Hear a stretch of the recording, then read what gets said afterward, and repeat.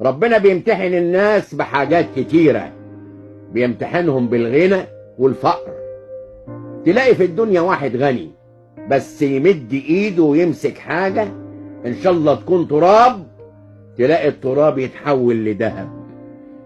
الناس بتسميه محظوظ، وهو بيفتكر نفسه شاطر، بيفتكر ان ذكائه وشطارته هم اللي جابوا له الفلوس.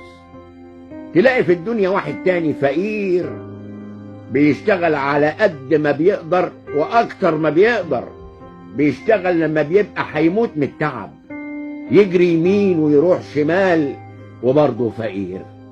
الغني قوي ده ربنا بيمتحنه بالغنى، الفقير قوي ده ربنا بيمتحنه بالفقر.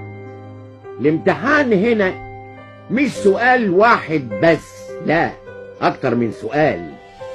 ربنا بيشوف الغني هيشكر على النعمة ولا لا، ويشوف الفقير هيصبر على المحنة ولا لا. مش بس كده، امتحان الغني عادة اصعب من امتحان الفقير. ازاي؟ اقول لك ازاي. ربنا بيشوف الغني ده شاكر ولا مش شاكر، محسن ولا مش محسن، بيدي الفقير ولا ما بيديهوش.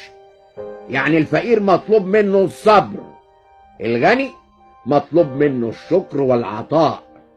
مطلوب منه حاجتين مش حاجة واحدة.